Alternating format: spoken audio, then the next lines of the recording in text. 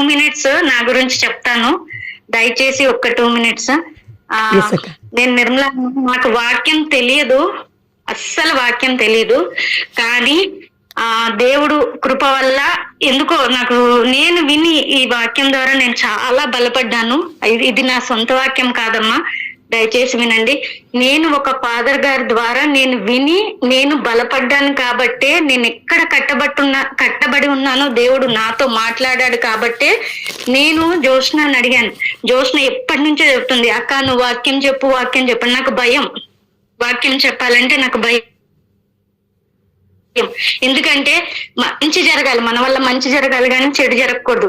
నేను తప్పు మాట్లాడతానేమో, ఎవరినైనా బాధపడతానేమోనని భయపడతా. నేను ఇప్పుడు కూడా ఇంటర్సెషన్ ప్రేయర్ చేస్తాను, అంతవరకే ఉంటాను. కానీ చూసినా నేను వాక్యం చెప్పినని ఎప్పటి నుంచో చెప్తుంది, అక్క నీకు వాక్యం చెప్పు, దేవుడు కాల్ ఉంది అని చెప్పింది. కానీ నేను వినలేదు ఇప్పటి వరకు. కానీ ఎందుకంటే నేను ఎప్పుడైతే ఈ వాక్యాన్ని వింటున్నానో దేవుడు ఆటోమేటిక్ గా నా కళ్ళు తెరిపించాడు అనమాట. ఎందుకంటే చాలా మందికి తెలియదు, కొన్ని ఎవరి ద్వారా ఎవరితో దేవుడు మాట్లాడతాడో మనకి ఎవ్వరికి తెలియదు. ఆ ఫాదర్ గారి ద్వారా దేవుడు నాతో మాట్లాడాడు కాబట్టి నేను ఎట్లయినా సరే ఇంగ్లీష్ లో విన్నాను. నేను దాన్ని, అందరికి ఇంగ్లీష్ తెలియదు కదా చాలా మందికి. సో అందుకు కంప్లీట్ గా, అంటే అందరికి తెలుసు కానీ కొంతమందికి ఏంటంటే వర్డ్ టు వర్డ్ ట్రాన్స్లేట్ చేయటం తెలియదు. కొంతమందికి అర్థమవుతుంది కానీ అండర్స్టాండింగ్ చేసుకోలేము. సో అలాంటి సందర్భంలో దేవుడు ఏమని ప్రేరేపించాడంటే, ఈ వాక్యము నువ్వు తెలుగులో ట్రాన్స్లేట్ చేసుకుని నువ్వు చెప్పి అట్లీస్ట్ ఇంత మందిలో అయినా సరే ఎవరైనా ఒక్కరు మాట్లాడినా సరే అది దేవుడికి దేవుడు ఒక్కరితో అయినా మాట్లాడితే దేవుడికి మహిమకరంగా ఉంటది. అట్లీస్ట్ ఒక్కరైనా మారితే, నేను మారాను థ్యాంక్ యూ చెప్పుకుంటున్నాను, అట్లీస్ట్ ఒక్కరైనా మారగలిగితే అది దేవుడికి మహిమ ఘనత చెల్లించుకుంటున్నాను. Thank you. మన కుటుంబాల్లో చాలా మంది, ఇప్పుడు యాక్చువల్లీ నేను ఎవరి గురించో మాట్లాడట్లేదు, నా గురించి మాత్రమే మాట్లాడుతున్నా. ఎందుకంటే నేను చాలా అంటే దేవుడికి దగ్గరగానే ఉంటాను, ప్రేయర్ చేస్తూ ఉంటాను, ఇంటర్సెషన్ చేస్తాను, జపమాల అయితే తక్కువ చెప్తాను కానీ అమ్మ అంటే విశ్వాసం ఉంది, ఎక్కువ వాక్యం వింటాను. అయినా సరే దేవుడు చెప్పిన అన్ని పాటిస్తున్నాను, అయినా కూడా నేను ఎందుకు బ్లెస్ అవ్వలేకపోతున్నాను, నేను ఎందుకు దేవుడు నన్ను దీవించట్లేదని ఒక్కొక్క సందర్భంలో నేను కూడా నిరాశలో వెళ్ళిపోతా. నాకులాగా మీలో చాలా మంది అలా ఆలోచిస్తున్న వాళ్ళు ఉన్నారేమో అనుకుంటున్నా. ఎందుకంటే ఇంత ప్రేయర్ చేస్తున్నా కూడా నాకు ఎందుకు దేవుడు నా ప్రార్థన వినట్లేదు, నాకు ఎందుకు కార్యం జరగట్లేదు, చాలా మంది మనం డిప్రెషన్కి వెళ్ళిపోతూ ఉంటాం. అలాంటి సందర్భాల్లో సైతాన్ పట్టుకుంటాడు మనల్ని. ఎందుకు ఎంత ప్రార్థన చేసినా ఏం ఉపయోగం, ఏం వస్తుంది ప్రార్థన చేయటం వల్ల, ఆ టైంలో ఏదైనా పని చేసుకో, ఇది చేసుకో అని ప్రేరేపిస్తూ ఉంటాడు. అవునా? అవునక్క. కానీ కొన్ని ఇళ్లలో, ఫర్ ఎగ్జాంపుల్ మా ఫ్యామిలీకి చెప్తున్నాను, మా ఫ్యామిలీలో ఎవరు దేవుడు నమ్మిన వాళ్ళు లేరు. దేవుడు ఎందుకు మమ్మల్ని పిలుచుకున్నాడో తెలియదు. మేము ఏకైక కుటుంబం, నా అత్తింటి వాళ్ళు కానీ నా పుట్టింటి వాళ్ళు కానీ ఎవ్వరు దేవుడిని వాళ్ళు నమ్మిన వాళ్ళు లేరు. కానీ నేను ఒక్కదాన్ని, నేను నా భర్త నా బిడ్డ మాత్రమే రక్షించబడ్డాము. అట్లాంటి సందర్భంలో మా పుట్టింటి వాళ్ళకి చెప్తున్నానండి, అత్తింటి వాళ్ళకి చెప్పట్లేదు. మా పుట్టింటి పరిస్థితిలో ఏంటి అంటే చాలా మంది తాగుడుకు బానిసలు అయిపోయారు, తాగుడు నుంచి విడుదల లేదు. అది వాళ్ళు మానాలని అనుకున్నా కూడా అది మానలేకపోతున్నారు. వాళ్ళు ఎందుకంటే ఆ బంధకాల్లో కట్టబడి ఉన్నారు. వాళ్ళంటే దేవుడిని నమ్మలేదు, కానీ దేవుడు నమ్మిన వాళ్ళ ఇళ్లలో కూడా అలాగే ఉన్నాయని అనుకుంటున్నాం కొంతమంది ఇళ్లలో, అందరు కాదు. తాగుడికి చాలా మంది ఉన్నారు.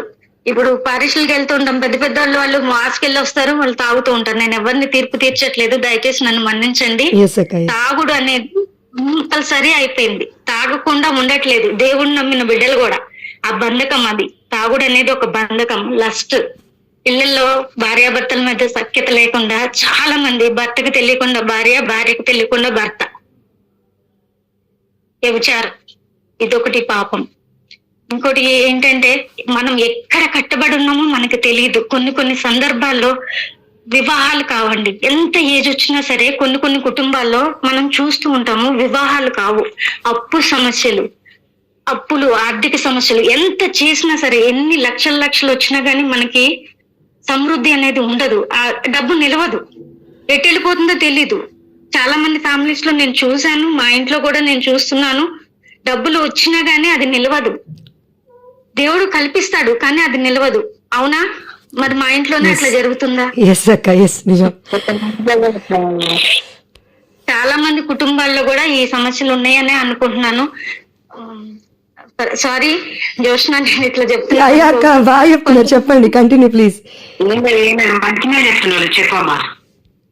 కొంతమంది ఇళ్లలో సంతానం ఉండదమ్మా. సారీ, అందుకే చెప్పా జోష్న. అయ్యో, నో ప్రాబ్లం. సంతానం ఎంతమంది కొడుకులు ఉన్నా సరే వాళ్ళెవ్వరికి కొంతమందికి పిల్లలు పుట్టారు. కొన్ని కుటుంబాల్లో ఎందుకంటే అది శాపం అన్నమాట. అది మన మీద ఆ శాపం ఉందని కూడా మన ఇళ్లలో ఎవ్వరికి తెలియదు. గుడికి వెళ్తాము, మనం మాస్ లో పార్టిసిపేట్ చేస్తాం, ప్రార్థనలో పాల్గొంటాము, వచ్చేస్తాం, దైవ కార్యాలు అన్నిట్లో పాల్గొంటున్నాం. కానీ ఎందుకు మాకు ఈ స్థితి మారట్లేదని మనం అనుకుంటాం. అసలు ఆ బంధకాల్లో ఉన్నాము అని కూడా మనకి ఎవ్వరికి తెలియదు. ఈవెన్ మొన్నటి వరకు కూడా నాకు తెలియలేదు. ఇంకొకటి నా పరిస్థితే చెప్తున్నా. నేను మా అమ్మకి, నేను మా తమ్ముడు ఇద్దరమే ఉన్నాము. నేను ఒక్కదాన్ని ఆడపిల్లని. మా అమ్మకి 2 years బ్యాక్ ఆపరేషన్ చేపించాను. జోష్నకు తెలుసు, లాస్ట్ ఇయర్ ఆపరేషన్ చేపించాను. అమ్మ దగ్గర నేను ఒక్కదాన్నే ఉండాలి. ఇక్కడ ఇంట్లోని కూడా మా ఇంట్లో చేసేవాళ్ళు ఎవరు లేరు. అత్తగారు లేరు కాబట్టి నేనే, మా ఆయనకి మా పిల్ల చిన్నది, ఆమెకు కూడా నేనే చూడాలి. స్కూల్ కు పంపించాలి, ఆమెకి టిఫిన్ కట్టాలి, జుట్లు వేయాలి, అన్ని నేనే చేయాలి. ఇక్కడ ఇంట్లో చూసుకుని అక్కడ అమ్మని చూసుకోవాలంటే చాలా కష్టం అయిపోయేది. మా అమ్మకు 4 తమ్ముళ్ళు ఉన్నారు, మరదళ్ళు ఉన్నారు, బావగారు ఉన్నారు, అందరూ పెద్ద ఫ్యామిలీ. కానీ మా అమ్మని చూసుకోవడానికి ఒక్కరు కూడా రాలేదు. నేను చాలా బాధపడ్డాను అన్నమాట, ఏడ్చేదాన్ని. ఒక్కొక్కసారి హాస్పిటల్లో కూర్చుని కూడా ప్రేయర్ అటెండ్ చేసేదాన్ని ఇయర్ ఫోన్స్ పెట్టుకుని. చాలా ఏడ్చేదాన్ని. అప్పుడు ఒకలాంటి కోపం వచ్చేసింది అనమాట. ఎందుకు వీళ్ళు ఉండి ఉపయోగం ఏముంది అనేసి ఒకలాంటి కోపం వచ్చేసింది. అప్పటి నుంచి మా ఇద్దరు మామయ్యలతో నేను మాట్లాడతలేదు, వాళ్ళ భార్యలతో మాట్లాడటం మానేశాను. ఎందుకంటే ఆ కోపం పట్టుకున్నాడు సైతాన్ అక్కడ నన్ను. అక్కడ ఆ బంధకాల్లో ఉంచేశాడనమాట. మన్నించలేకపోయాను. వాళ్ళు చేసింది తప్పు, వాళ్ళు కనిపించినా సరే వాళ్ళతో మాట్లాడటం మానేశాను. వాళ్ళకు ఫోన్ చేయటం, వాళ్ళు మాట్లాడటం, ఎట్లా ఉన్నారు ఏంటి అనేది. నేను ఎప్పుడైతే మాట్లాడటం మానేశాను, వాళ్ళు కూడా నాకు కాల్ చేయటం మానేశారు. వాళ్ళ ఇళ్లలో ఏం జరిగినా నన్ను పిలవటం మానేశారు. ఏం లేదు, ఏంటో బయట వాళ్ళలాగా అయిపోయాం అన్నమాట.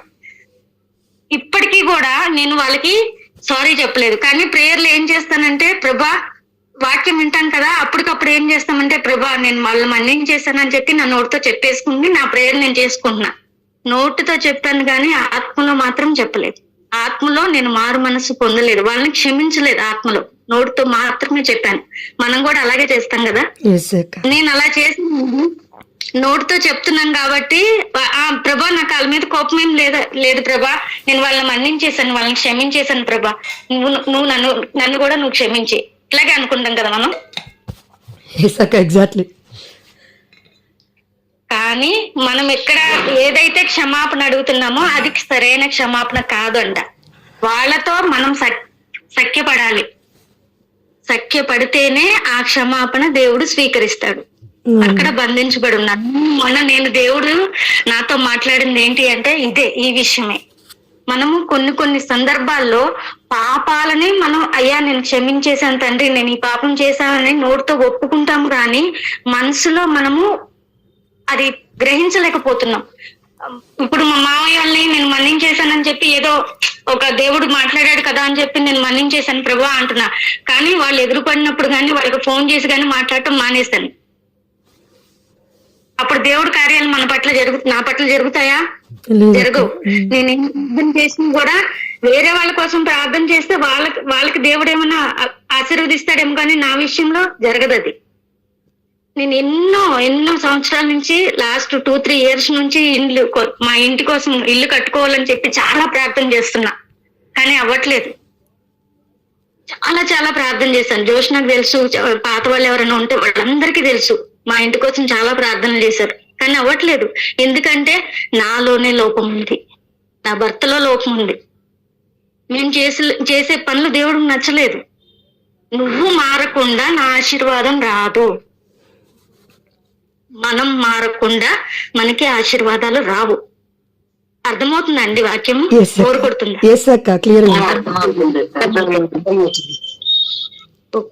Thank you. కాకపోతే ఏంటంటే ఇప్పుడు ఎవరైనా చెప్తే నేను వినను. నువ్వు ఇప్పుడు జోష్న చెప్పింది, దేవుడు ఆ అమ్మాయికి ఏదో ప్రేరేపణ కలిగించాడు దేవుడు. అక్క నువ్వు ఇల్లు కోసం ప్రార్థిస్తున్నావు కదక్క, నువ్వు ఇది చెయ్యక్క, నువ్వు ఇక్కడ బ్లాగ్స్ కనపడుతున్నాయి అక్క అని అమ్మాయి ప్రేయర్ చేసి నాకు ఏదైనా చెప్పింది అనుకోండి, నేను వినను. అది ఆ గుడ్డితనం వచ్చేస్తుంది, సైతాన్ చెప్తాడు. ఆ టైం వచ్చే వరకు ఎవ్వరికి తెలియదు, రివీల్ కాదనమాట. మనం ఎక్కడ మారాలనేది దేవుడు ఎవరి ద్వారా చెప్పినా కూడా లేదు ఆ అమ్మాయి ఏంటి చెప్పేది, ఆ అమ్మాయి చిన్నపిల్ల, నిన్నగాక మన దేవుళ్ళలోకి వచ్చింది, ఆమె చెప్తే నేను వినాలా, ఇట్లా ఉంటది అనమాట మనది ఆలోచనలు. మీరే కదండి, నేను అట్లా అనుకున్న దాన్ని కాబట్టి జోష్న అని కాదు, చాలా మంది అయ్యే మొన్న వచ్చింది ఆ అమ్మాయి ప్రేయర్ లోకి, ఆ అమ్మాయి చెప్తే నేను వినాలా అంటారు కదా. ఎస్ అక్క, ఎస్. నేను అనుకున్నాను, అందుకే ఇదండి. అలాంటి సందర్భంలో మనకు ఒకలాంటి ఆధ్యాత్మికమైన గుడ్డితనం వచ్చేస్తుంది అనమాట. ఎవ్వరి మాట విన్నాం, నేనే కరెక్ట్. ఎందుకు నేను మన్నించమని అడిగాను, దేవుడు నా ప్రార్థన విన్నాడు, మన్నించేశాడు. నేను వాళ్ళని క్షమాపణ వాళ్ళని అడగపోయినా పర్వాలేదు, దేవుడి దగ్గర అడిగాను కదా నేను. దేవుడు నన్ను క్షమించేశాడు, నా ప్రార్థన వింటాడు, నా ప్రార్థన ఆలకిస్తాడు. దేవుడికి అన్నీ తెలుసు. వాళ్ళది తప్పు అయితే నేనెందుకు క్షమాపణ అడగాలి? వాళ్ళు రాకపోవటం వాళ్ళదే కదా తప్పు. వాళ్ళ అక్కని వాళ్ళు చూసుకోవాలి, వాళ్ళు చూసుకోలేదు, వాళ్ళదే తప్పు అని ఒకలాంటి గుడ్డితనంలో ఉండిపోయానమాట. అక్కడ ఆ బ్లాక్ అనేది ఉంది కాబట్టి దాని ద్వారా దేవుడి కార్యాలు ఏవి నా జీవితంలో జరగలేదండి.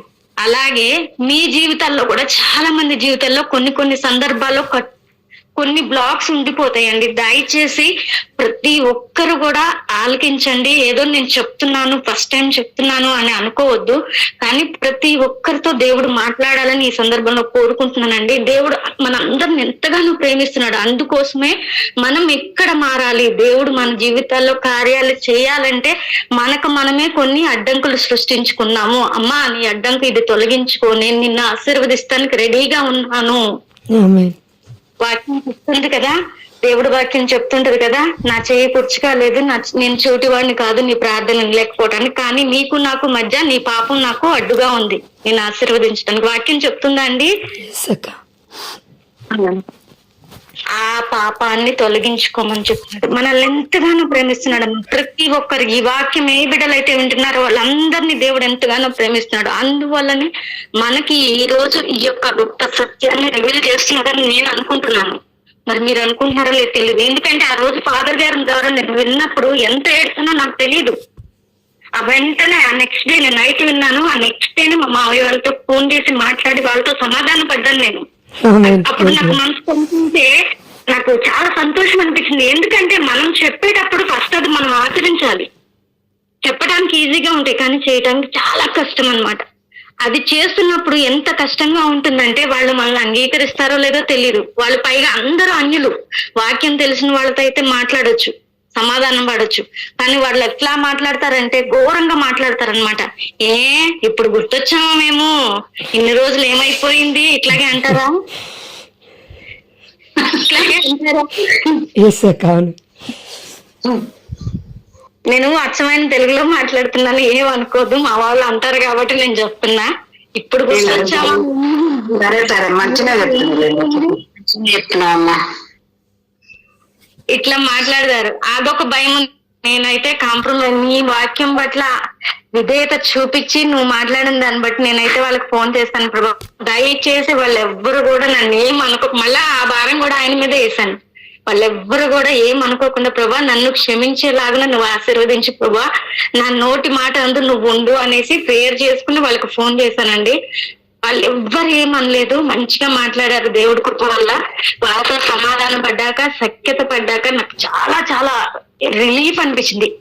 మెయిన్ ప్రాబ్లం దానికి మా మావయ్య కూతురికి నేను చాలా చూసానండి. ఆ అమ్మాయికి మా మావయ్య చనిపోయినప్పుడు మా పెద్ద మావయ్య ఆ అమ్మాయిని మా ఇంట్లోకి తీసుకొచ్చి ఆ అమ్మాయికి ఒక జాబ్ పెట్టించి, ఆ అమ్మాయి పెళ్ళి కానీ మంచి కానీ చెడు కానీ అన్ని, మా అమ్మ మేనత్త అవుతుంది, అన్ని మంచి చెడులు చూసాము. దాని తర్వాత వాళ్ళ కూతురికి కూడా ప్రాబ్లం వస్తే ఆ అమ్మాయిని కూడా నా ఇంట్లోకి తీసుకొచ్చి పెట్టుకున్న తర్వాత కూడా ఆ అమ్మాయి విశ్వాసం చూపించుకోకుండా నాకు అగైనెస్ట్ గా మా మావయ్య వాళ్ళకి చెప్పింది అనమాట. ఆ అమ్మాయి మీద కోపం అలాగే ఉండిపోయింది. ఆ అమ్మాయి విషయంలో కూడా నేను దేవుని క్షమాపణ అడిగాను. అంటే మనము ఒక్కొక్కసారి బ్లాకేజెస్ లో ఉండిపోతామండి. ప్రతి ఒక్కటి మనకు ఒక్కొక్కటి నరుక్కుంటూ వస్తాడు. ఏ బిడ్డలైతే దేవుడికి దగ్గరగా వెళ్తూ ఉంటారో ఒక్కొక్క దాన్ని మన నుంచి రిమూవ్ చేసేస్తాడు దేవుడు. ఆమేన్. ఆయన చిత్తానుసారంగా ఏ బిడ్డలైతే జీవిస్తూ ఉంటారో వాళ్ళ విషయంలో వాళ్ళ జీవితాల్లో ఏ బ్లాకేజెస్, ఏ బంధకాలు ఉండకూడదు, ఎలాంటి అడ్డంకులు ఉండకూడదు. ఎందుకంటే సజీవమైన దేవుడు మన ప్రతి మాట, మనం చేసే ప్రతి పని చూస్తూనే ఉంటాడు. 1000 సూర్యుల కంటే తేజస్సు గల కన్నులు గలవాడు. ప్రతి ఒక్కరిని చూస్తాడు దేవుడు. మన మాట వింటాడా?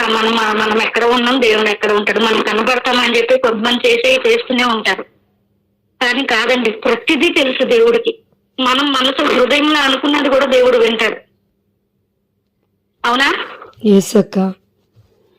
దయచేసి అందరూ హల్లెలూయా చెప్తారా? హల్లెలూయా, హల్లెలూయా, హల్లెలూయా, హల్లెలూయా, హల్లెలూయా.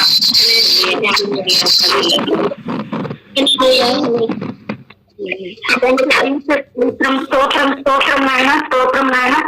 థ్యాంక్ యూ ప్రభా. మాట్లాడుతూ ముందుకు స్తోత్రం తండ్రి. బిడ్డలకు బోర్ కొట్టకుండా నా తండ్రి, నా మాటల ద్వారా నా తండ్రి ప్రతి బిడ్డను నా తండ్రి నీవు ఉత్తేజపరచమని ప్రభా, వారి యొక్క ఆత్మీయ కనులను తెరవమని వేసుకుంటున్నాం. ఏ బిడ్డలైతే నా తండ్రి ఎక్కడ బంధకాల్లో ఉన్నారో వారితో నీవే మాట్లాడమని వేడుకుంటున్నాం. అవును తండ్రి, ఇది బంధకం అని కూడా మాకు తెలియదు చేసయ్యా.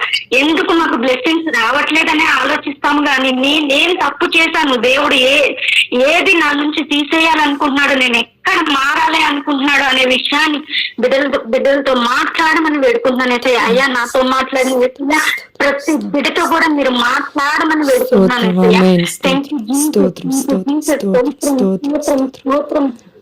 వందనాలు తండ్రి. నేను ఒక చిన్న సాక్ష్యం కదండి, ఒకరి జీవితంలో జరిగింది నేను చెప్తున్నాను. ఫాదర్ గారు చెప్పారు, ఒక ఆయన ఫాదర్ గారి దగ్గరికి వచ్చారంటండి. ఎందుకంటే ఆయనకు 3 ఆడపిల్లలంట. మనం తెలియక కొన్ని చేస్తాం కాబట్టి ఇది కొంచెం వినండి. అది పాపం అని మనకు తెలియదు, తెలిసినా కూడా ఒక్కొక్కసారి చేసేస్తూ ఉంటాం. సైతాన్ అట్లా ప్రేరేపిస్తాడు. 3 ఆడపిల్లలంట, వాళ్ళకి అస్సలు వివాహాలు కావట్లా. చాలా అందగత్తులంట, మంచి ఉద్యోగాలు ఉన్నాయి, మంచి చదువు ఉంది, ఆస్తి పనులు అన్ని ఉన్నా కూడా వివాహాలు కావట్లేదు. ఎన్నో రిట్రీట్లు అటెండ్ చేశాడు, ఎక్కడికో వెళ్ళి అన్ని మందిరాల్లో మాస్లు అటెండ్ చేస్తున్నాడు, పాప క్షమాపణ కన్ఫెషన్ చేశాడు, అన్ని చేస్తున్నా కూడా ఆయనకి అసలు అవ్వట్లేదు, పెళ్ళిళ్ళు అవ్వట్లేదు. ఫాదర్ దగ్గరికి వచ్చారనమాట.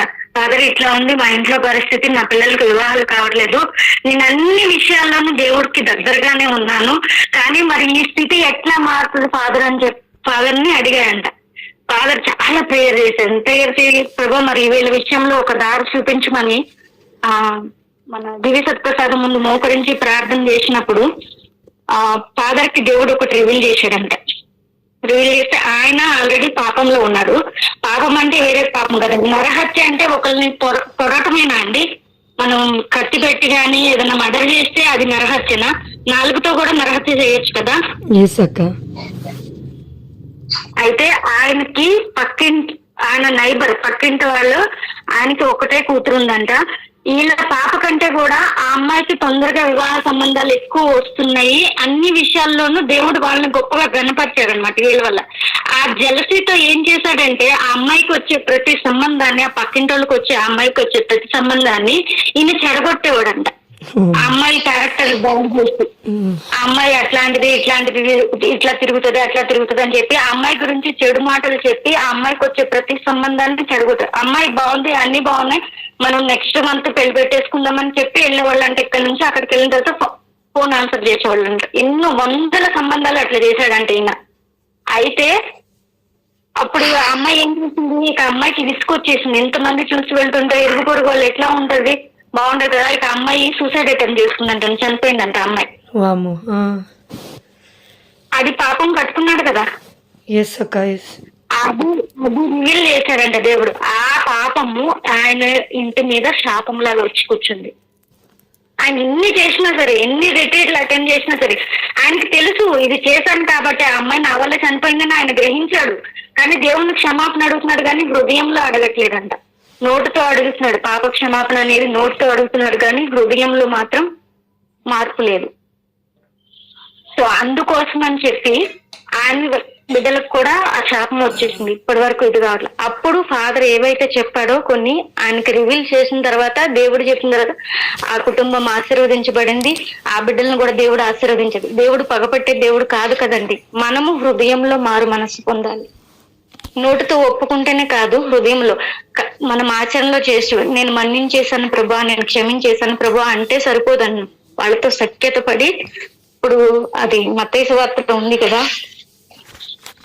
నీ సహోదరునితో సఖ్యత పడిన తర్వాతే కానుకను తీసుకొచ్చి బలిపీఠం దగ్గర ఇమ్మంటున్నాడు. అప్పటి వరకు నేను నిన్ను ఆశీర్వదించను అని చెప్తున్నాడు కదండి దేవుడు.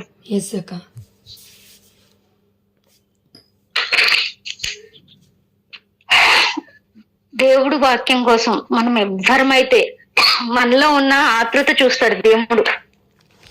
చాలా మంది వింటాం కానీ పని చేసుకుంటూ వింటాం కదా, అన్ని వాక్యాలు ఒక్కొక్కసారి టచ్ అవ్వు, కానీ కొన్ని వాక్యాలు మన హృదయానికి హత్తుకుంటూ ఉంటాయి కదా. అప్పుడు అలాంటి సందర్భంలో అయ్యో దేవుడు ఈ వాక్యం నాతోనే మాట్లాడాడు అనుకుంటామా?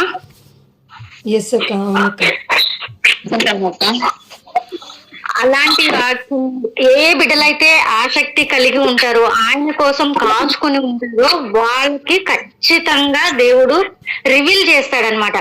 ఇది ఎందుకు విషయంలో ఎందుకు జరగట్లేదు, దేని వల్ల అయిపోయింది, ఇది ముందుకు వెళ్ళట్లేదు, మనం ఎక్కడ కట్టబడి ఉన్నాం, ఏ బంధకాల్లో ఉన్నాం అనేది అప్పుడు ప్రతి ఒక్క బిడ్డకి దేవుడు రివీల్ చేస్తాడు. కానీ మనకేం కావాలి? శ్రద్ధ, ఆసక్తి కలగాలి.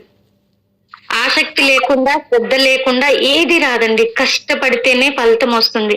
ఇప్పుడు ఖాళీ నేను జోష్న ఇంకొకరు ప్రేయర్ చేస్తే మీరు ప్రేయర్ చేసి మా కోసం మీరు ప్రేయర్ చేయండి అని అనే అంతం ఈజీయే. కానీ మేం ప్రేయర్ చేస్తే కాదండి, మీరు కూడా చేయాలి. మనం తింటేనే మనం కడుపు నిండుతుంది. మేం తింటే మీ కడుపు నిండదు కదా. మేము ఎన్ని ఉపవాసాలు ఉన్నా మీకు ఫలితం రాదు. మా కుటుంబానికి బ్లెస్ అవుతుంది అది. కానీ మనకి ఎవరికైతే అద్భుత కార్యాలు, ఆశ్చర్యక్రియల కోసం ఎదురు చూస్తున్నారో ప్రతి ఒక్కరు కూడా, మీరు కూడా కష్టపడాలండి. మీ బంధకాలు, మీ భర్తల్లో మార్పు రావాలన్నా, మీ బిడ్డల్లో మార్పు రావాలన్నా, మీ కుటుంబంలో మార్పు ప్రతి ఒక్కరు కూడా ఫస్ట్ ఎవరైతే వాక్యం వింటున్నారో మీరు ఫస్ట్ స్టార్ట్ చేయండి. ఆటోమేటిక్ గా దేవుడు మీకు రివీల్ చేస్తూనే ఉంటాడు. ప్రతిదీ వాక్యం ద్వారా మాట్లాడతాడు, పాటల ద్వారా మాట్లాడతాడు, మీ ప్రార్థన ద్వారా మాట్లాడుతూ ఉంటాడు. ప్రతి ఒక్కరిని కూడా వినండి, దయచేసి వినండి, ఆసక్తితో ఉండండి దేవుడి కార్యాల పట్ల. ఇప్పుడు చాలా మంది నాకు తెలుసు మ్యూట్ లో పెట్టేసుకుని ఏమో చెప్తుందిలే ఆమె అనుకుంటారు. అట్లాంటి వాళ్ళతో దేవుడు మాట్లాడతారా అండి? అది బంధకంలోనే ఉంటారు వాళ్ళు. దేవుడు పిలిచినా కూడా వాళ్ళకే పట్టించుకోవట్లేదు. దేవుడు తెలియజేయాలనుకుంటున్నా కూడా, మనం కుటుంబం ఎక్కడ మారాలి, మనం ఎక్కడ మారాలని తెలియజేయాలనుకుంటున్నా కూడా మ్యూట్ లో పెట్టుకుని మన పనులు మనం చేసుకుంటూ ఉంటారు. ఫోన్ ఒక దగ్గర ఉంటుంది, మనం ఒక దగ్గర ఉంటాం. అప్పుడు మనకేం అర్థం కాదు మనం ఏం చెప్తున్నామో. ఒక్కొక్కసారి నేను కూడా అంతే. తర్వాత జోష్న అడుగుతా, బ్రదర్ ఏం చెప్పాడు జోష్న అని. అవునా జోష్న? ఒక్కొక్కసారి అట్లా అవుతూ ఉంటది. కానీ ఏం చేస్తామంటే ఆ సందర్భంలో మనం వినలేదు కాబట్టి అది నాకు లాస్. ఆ బ్రదర్ గారి ద్వారా, ఫాదర్ గారి ద్వారా ఆ వాక్యాన్ని నేను వినలేదు కాబట్టి నాకు అర్థం కాలేదు, అది నాకు లాస్. కానీ జోష్నాకేం లేదు, ఫాదర్ గారికి లేదు, బ్రదర్ గారికి ఏం లేదు.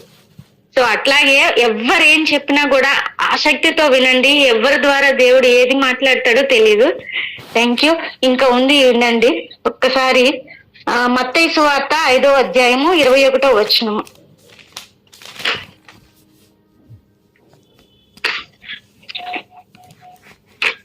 బైబిల్ ఉందా అండి అందరి దగ్గర? ఉన్నది. నరహత్య చేయరాదు, నరహత్య గావించువాడు తీర్పునకు గురియగునని పూర్వులకు శాసించబడిన మాట మీరు విని ఉన్నారు కదా. కంటిన్యూ చేయమ్మా.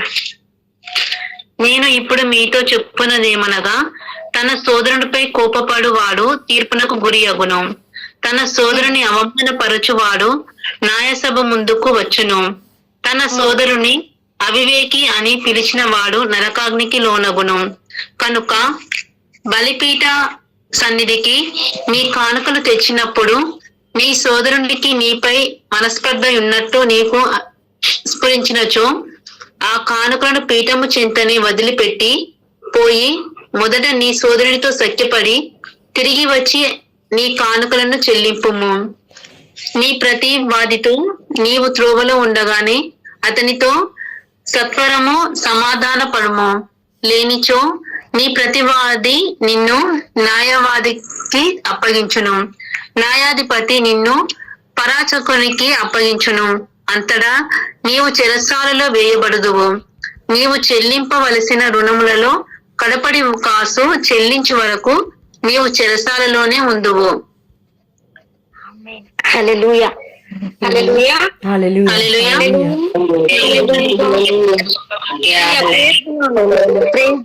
Praise the lord.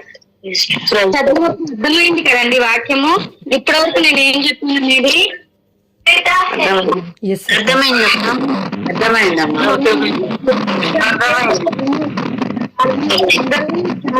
ఉన్నారనుకుంటున్నా, కొంతమంది మినహాయించి. మనము ప్రతి సండే బలి పూజకి వెళ్తూ ఉంటాం కదండి, మాస్ లో పాల్గొంటాం కదా. అప్పటి వరకు వారం, సోమవారం నుంచి మనం ఆదివారం గుడికి వెళ్ళే వరకు మనం ఏం చేసామనేది, ఎవరిని బాధ పెట్టాం, మన ఇంట్లో వాళ్ళైనా సరే, వాళ్ళతో కూడా సమాధానపడి సత్యపడి దేవుడి చెంతకి రమ్మంటున్నాడు. అప్పుడు నీ ప్రతి ప్రార్థనను ఆలకిస్తాను అంటున్నాడు. ఇప్పుడు యాక్చువల్లీ నేను divine verses centre Ramanpur Joseph brother ఇప్పటి వరకు చాలా సార్లు మన గ్రూప్ లో వాక్యం చెప్పాడు. ఆల్మోస్ట్ నేను ప్రతి వారము అక్కడ ఫుడ్ డొనేట్ చేసేదాన్ని. అప్పుడు దేవుడు నాకు సమృద్ధి ఇచ్చాడు, నేను డొనేట్ చేసేదాన్ని. 10,000 15,000 ఒక్కసారి అయితే డివైన్ మర్సీ ఫీస్ట్ అని వస్తుంది, దానికి 75,000 రూపాయలు ఖర్చు పెట్టాను. చికెన్ బిర్యానీ పెట్టించి చాలా చాలా గొప్పగా చేశాను అనమాట. కానీ ఏంటంటే అలా చేసినప్పుడు నాకు ఒకలాంటి అహంకారం వచ్చేసింది. అంత సేవ చేసిన అయ్యా, నీ మందిరంలో నేను అన్నదానం చేస్తున్నా, నీ యొక్క పనులకి నేను నాకు ఇచ్చిన దాంట్లోంచి నేను నీకు ఇస్తున్నా, నీ మందిరానికి ఇస్తున్నా, కానీ నువ్వెందుకు నాకు ఈ కార్యం చేయట్లేదు? నేను డబ్బు ఇచ్చేసి దేవుడి దగ్గర నుంచి నేను ప్రయోజనం పొందుకోవచ్చా అండి? అంత చేసినా నాకు ఇవ్వలేదు దేవుడు. నేను ఇల్లు కట్టుకోవాలని ఎన్ని ప్రార్థనలు చేశాను, నాకు కలిగియలేదు. ఇప్పటి వరకు నేను ఆల్మోస్ట్ జోసఫ్ చెప్తాడు, అక్క నీ వల్లే ఆ మందిరము, అంటే నా వల్ల అని చెప్పను, దేవుడిచ్చిన దాంతోనే నేను చేశాను, నీ వల్ల మాత్రమే ఈ మందిరము ఇంకా నడుస్తుంది అని చెప్తాడు. ఇప్పటికీ కూడా ఈవెన్ ప్రతి వారము 5,000 రూపీస్ అక్కడ అన్నదానానికి మేము ఇచ్చేస్తామండి. ఇది నేను గొప్పగా చెప్పట్లేదు, కానీ ఎంత ఇస్తున్నా సరే దేవుడు నన్ను బ్లెస్ చేయట్లేదు. ఒక్కొక్కసారిలో ఇంకా దారుణమైన స్థితికి వెళ్ళిపోతాం. 3 నెలలు 4 నెలలు శాలరీలు రాని పరిస్థితికి వెళ్ళిపోతాం. బిజినెస్ ఉండదు, కానీ లోటు అనేది చేయడండి. అట్లీస్ట్ అది చేస్తున్నందుకైనా సరే తండ్రి మమ్మల్ని ఇట్లా ఉంచుతున్నావు అనేసి నేను ఇది చేసుకుంటా. ఎప్పుడైతే నేను ఈ వాక్యాన్ని విన్నానో అప్పుడు నాకు అర్థమైంది నేను ఎక్కడ కట్టబడి ఉన్నాను అనేది, ఎందుకు దేవుడు బ్లెస్సింగ్స్ నా మీదకి రావట్లేదు అనేది, నేను ఎక్కడ మారు మనసు పొందాలి అనేది అప్పుడు నాకు అర్థమైంది అనమాట. కొన్ని విషయాలు మనకు తెలియకుండా చేసేస్తామండి. మనకు పాపం అని తెలీదు, ఆ పాపం ద్వారా నా కుటుంబం మీదకి నేను శాపాన్ని తెచ్చుకున్నానని కూడా మనకు తెలియదు. చాలా మందికి చేసేస్తాం, మనుషులం కదా. దాని తర్వాత ఎవరి ద్వారానో దేవుడు మాట్లాడితే అయ్యో అవును కదా ఇట్లా చేశాను కదా, అయ్యో ఆ రకంగా పాపం తెచ్చుకున్నాను, శాపం వచ్చిందా అనుకుంటాం. నిజంగా మొన్న ఫాదర్ ద్వారా మాట్లాడినప్పుడు మాత్రమే నేను చేసిన పాపాలు ఏంటి అని, నేనేం పాపం చేశాను, నేను ఎందుకు కన్ఫెషన్కి వెళ్ళాలి అని అనుకుంటాం. నేనేం చేయలేదుగా ప్రభువా, నేనేమి వ్యభిచారం చేయట్లేదు, నేను దొంగతనం చేయలేదు, నేనేమి తాగుబోతాను, ఇవే పాపాలు లాగా ఉంటాయి. కానీ మన్నించలేని తనము, క్షమాపణ ఇవ్వలేని తనం, మనం వేరే వాళ్ళని మనం బాధ పెట్టినా బాధ పెట్టకపోయినా మన వల్ల అవతల వ్యక్తి బాధపడితే మనం వెంటనే క్షమాపణ అడగాలంట. అది కూడా మనకి శాపమై కూర్చుంటుంది. మనమే కాదండి, వాక్యంలో మాట్లాడుతుంది, మన బిడ్డలు కూడా అది తీర్చే వరకు, ఆ క్షమాపణ పొందే వరకు కూడా వాళ్ళ మీద శాపం ఉండిపోతుందంట. కొన్ని కుటుంబాల్లో చాలా, అంటే నేను ఎక్స్ప్రెస్ చేయలేకపోతున్నాను కానీ కొన్ని తరాల నుంచి వాళ్ళకి ఆ శాపం అలాగే ఉండిపోతుందండి. కేథలిక్ కుటుంబాల్లో కూడా అన్యులకైతే దేవుడు ఎవరో తెలియదు, వాళ్ళేమి ఇవన్నీ పాటించక్కర్లేదు. నా సిలువ ఎత్తుకుని నన్ను వెంబడించడానికి మనకు దేవుడు ఆజ్ఞ ఇచ్చాడు కదా, అన్ని మనకే ఉంటాయి. అన్ని ఆజ్ఞలు మనమే ఉంటే మనమే పాటించాలి. అట్లా పాటించిన వాళ్ళకే పరలోక రాజ్యంలో మనకేముంటది, ఒక ఇల్లు ఉంటది, ఒక ప్లేస్ ఉంటది. అని కష్టం కదా ఇవన్నీ పాటించాలంటే. మనం కూడా పరిశుద్ధులం అయిపోతాం, కానీ పరిశుద్ధులు అవ్వక్కర్లేదు. కానీ అట్లీస్ట్ మన కుటుంబాలు బాగుపడాలి అంటే మనము ఎక్కడ మారాలో అక్కడ మార్పు చెందాలండి. తప్పేం లేదు, తప్పేం లేదు. అవసరమైతే వాళ్ళ కాళ్ళు కూడా పట్టుకోవచ్చు. ఎందుకంటే అసలు పాపం అనేది మనిషి మన కోసం, మానవుల రక్షణ కోసము నిందలు, అవమానాలు ఉమ్మివేసి ఎన్ని దెబ్బలు తిన్నాడండి సిలువ మీద. మన కోసం వేలాడాడు కదా దేవుడు, అవునా?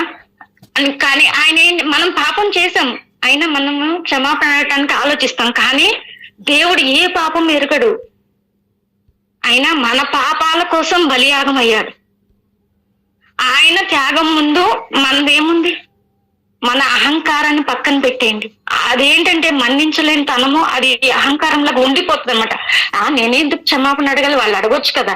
వద్దండి, ఇవన్నీ తీసేసేయండి, ఇవన్నీ తీసేయండి. దయచేసి ప్రతి ఒక్కరు కూడా ఇలాంటి మీ మనసులో ఉంటే మనము అడగలేము, కానీ పరిశుద్ధాత్మ దేవుని సహాయం అడగండి. ప్రభువా నాకు మారు మనసు, వాళ్ళకి క్షమాపణ అడిగేలాగా నా మనసును ప్రేరేపించండి, నాకు శక్తిని ఇవ్వండి, నాకు బలాన్ని ఇవ్వండి. అయ్యా నేను చేయలేదు, ఒక్కొక్కసారి మనం చేయమండి, కానీ మన ముందు వాళ్ళు చేసి ఉంటారు, మన తల్లిదండ్రులు చేసి ఉంటారు, మన అత్తమామలు చేసి ఉంటారు. వాళ్ళ వాళ్ళ ద్వారా కూడా మన మీద కొన్ని శాపాలు వస్తాయి.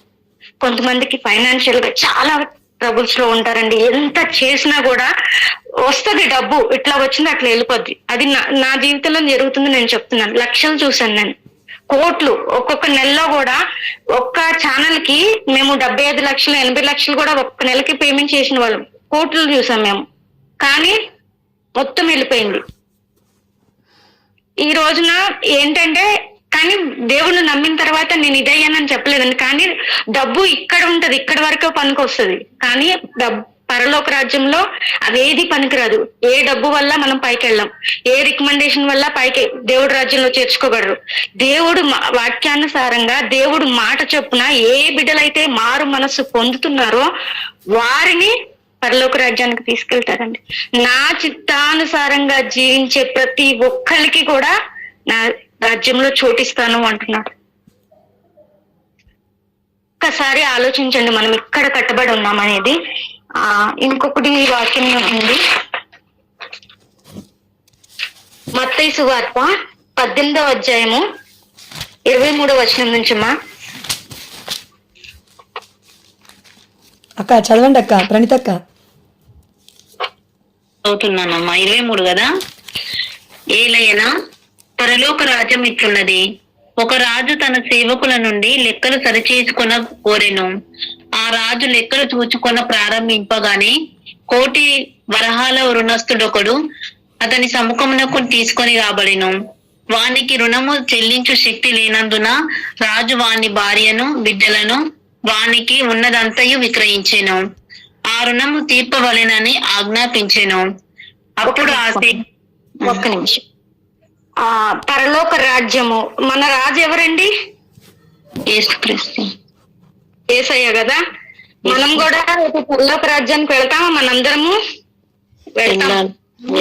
వెళ్తాము. అందరికి దేవుడు సహాయం చేస్తాడు, అందరం వెళ్తాము. మన రాజు ఎదురుగుండా మనందరము నిలబడాలంట. లెక్కలు సరి చూసుకుంటాడు, ప్రతి దానికి సమాధానం చెప్పాలి, లెక్క చెప్పాలి మనం అందరం. మీరు విన్నారా ఇప్పటి వరకు ఇది ఎక్కడన్నా? దేవుడు ప్రతి దానికి మనం లెక్క చెప్పాలనేది.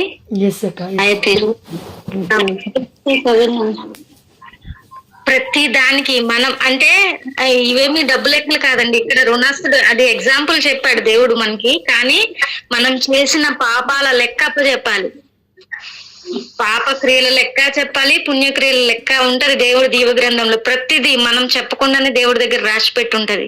అది బ్యాలెన్స్ అవ్వాలి. మన పాపాలు పైకి ఉండాలి, పాపాలు కిందకు ఉండాలి, మనం చేసిన మంచి పైకి ఉండాలి. దేవుడు అడుగుతాడంట, లెక్క అప్పచెప్పమంటున్నాడు. మనం యేసయ్య ముందు నిలబడినప్పుడు ప్రతి ఒక్కళ్ళము లెక్క చెప్పాలి, గుర్తుపెట్టుకోండి. నెక్స్ట్ 26. అప్పుడు ఆ సేవకుడు అతని కాళ్ళపై పడి, కొంత ఓపిక పట్టుము, నీ రుణము అంతయు చెల్లింతును అని వేడుకొనెను. ఆ రాజు వానిపై దయ చూపి అతనిని విడిచిపెట్టెను. వాణ్ణి అప్పుడు కూడా క్షమించెను. కాని అదే సేవకుడు వెలుపలికి వెళ్లి తనకు కొంత ధనము రుణపడి ఉన్న తన తోటి సేవకులలో ఒకరిని చూచి, నీ అప్పు చెల్లింపుము అని గొంతు పట్టుకొనెను. ఆ తోటి సేవకుడు అప్పుడు సాగిలపడి, కొంచెము ఓపిక పట్టిన నీ రుణమంతయు చెల్లింతును అని ప్రాధేయపడెను. అందులకు వాడు అంగీకరింపక రుణము తీర్చు వరకు వానిని చెరసాలలో వేయించెను. ఇది చూచిన తోటి సేవకులు ఎంతో బాధపడి జరిగినది అంతయు తమ యజమానులకు ఎరిగించిరి. అప్పుడు ఆ యజమానుడు వానిని పిలిపించి, నీచుడా, నీవు నన్ను ప్రార్థించుటచే నీ రుణమంతయు క్షమించి తిని, నేను నీ పట్ల దయచూపినట్లు నీవు నీ తోటి సేవకునిపై దయచూపవలదా అని మండిపడి బాకీనంతయు చెల్లించు వరకు వానిని తలారులకు అప్పగించెను. కనుక ఈ విధముగా మీలో ఒక్కొక్కడు తన సోదరుని హృదయపూర్వకముగా క్షమింపని ఎడల పరలోకమందలి నా తండ్రియు మీ ఎడల అట్లే ప్రవర్తించును. హల్లెలూయా. Thank you Jesus. దేవుడు మనల్ని ఇప్పుడు మనం క్షమాపణ అడుగుతాం. మనం కొన్ని చిన్న చిన్న తప్పులో పెద్ద పెద్ద తప్పులో చేసినప్పుడు దేవుని క్షమాపణ అడుగుతాము. క్షమాపణ అడిగినప్పుడు ఆయన మనల్ని, ఎందుకంటే ఆయన దయా హృదయం కలవాడు కదా, ఖచ్చితంగా క్షమిస్తాడు. కానీ మనం ఏం చేస్తున్నాము? మనల్ని ఎవరైనా బాధ పెడితే వాళ్ళని క్షమిస్తున్నామా? క్షమించలేకపోతున్నాం కదా. అదే విధంగా దేవుడు వాక్యం ద్వారా మనతో అక్కడ ఏమంటున్నాడు? రుణము అంటున్నాడు. అదంటే డబ్బుల రూపంలో కాదమ్మా, ఇదే క్షమాపణ కలిగిన హృదయము, క్షమాపణ, మారు మనస్సు, ఇవి రెండు ఉంటే మీరు వెనక తిరిగి చూడాల్సిన అవసరం లేదు. ప్రతి ఆశీర్వాదం మీకు దిగి వచ్చేస్తుంది. దేవుడిది ప్రతి ఆశీర్వాదం మీకు వచ్చేస్తుంది. ఏదైనా సరే మనం ఎక్కడ కట్టబడుతున్నాం, చేసిన పాపాన్ని ఒప్పుకోవట్లేదు, మన సోదరులతో సఖ్య పడతలేదు, సమాధాన పడతలేదు, మనం ఇంట్లో పుట్టిన వాళ్ళతో, మన తోడ పుట్టిన వాళ్ళతో కూడా మనకి సమాధానం లేదు, బయట ఎవరితో కాదు. మన ఇంట్లో భర్తను మీరు మన్నించగలుగుతున్నారమ్మా? క్షమించగలుగుతున్నారా? నేను మొన్న సాక్ష్యం చెప్పాను కదా మీకు. కానీ మొన్నటి వరకు నా భర్త మీద నాకు చాలా కోపం ఉండేది, చాలా అంటే చాలా కోపం ఉండేది. ఈయనకి అన్ని రకాలుగా నేను చేసి పెడుతున్నా గానీ ఎందుకు ఈ మనిషి నన్ను ప్రేమించట్లేదు, ఈ మనిషి అసలు నన్ను ఎందుకు ఒక మనిషిలాగా చూడలేదు, ఇంత వాక్యం చదువుతున్నాడు, ఇన్ని జపమాలలు చేస్తున్నాడు, ప్రభువా ఎందుకు నీ బిడ్డతో మాట్లాడవని చెప్పి నేను చాలా బాధపడేదాన్ని. అప్పుడు దేవుడు నాతో ఏమన్నాడంటే, అమ్మ మారాల్సింది ఆయన కాదు నువ్వు. దేవుడు నాతో మాట్లాడింది నేను చెప్తున్నా, నీ భర్త కాదమ్మా, నువ్వు మాట్లాడు, నువ్వు సమాధాన పడు, ఫస్ట్ నీ భర్తను నువ్వు క్షమించు. అవునా?